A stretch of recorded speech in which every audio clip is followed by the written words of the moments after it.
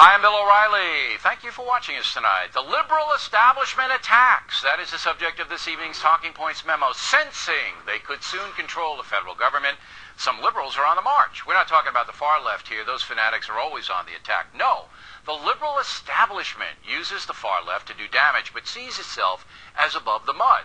However, they're feeling pretty frisky these days. Two examples. First, Senator Sherrod Brown, a Democrat from Ohio, is a straight-down-the-line left-winger, rarely straying from the party line. A few days ago, Brown was trying to rev up the base at a Biden rally.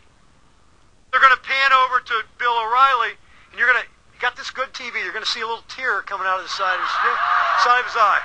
O'Reilly looks into the camera and he said, "I got to announce that Barack Obama won the state of Ohio, and he's the next president of the United States." I think I did it 5 times, that lame bit, in one day. And here's the problem with Brown's ranting. The factor has been very fair to Barack Obama, and the senator has acknowledged that.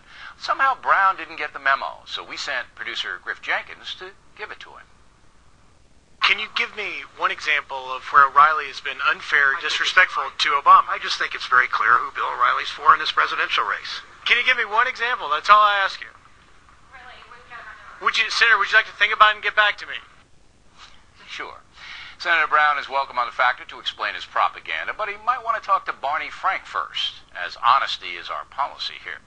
And that's where the New York Times goes off the rails in the honesty department. Yesterday, the Times ombudsman, a guy named Clark Hoyt, who's supposed to keep the paper honest, actually wrote an article disputing the Times is a liberal enterprise.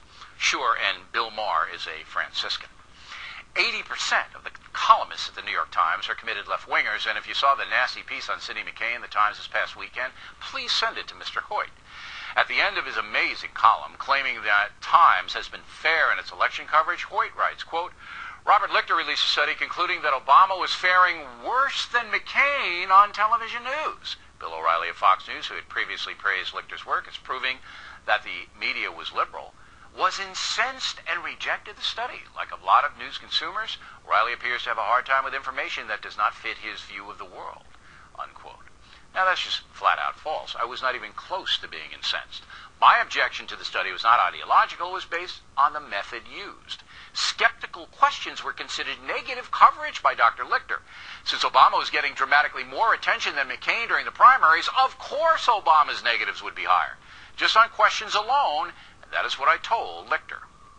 What I'm worried about is that your study goes out and in the media, and that the left-wing media, which actively is working to get Barack Obama elected, can say, "See, we told you we were being fair." They're not.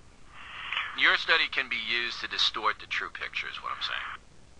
Now, Talking Points believes Hoyt's never heard that interview with Robert Lichter. We don't believe he listens to the Radio Factor.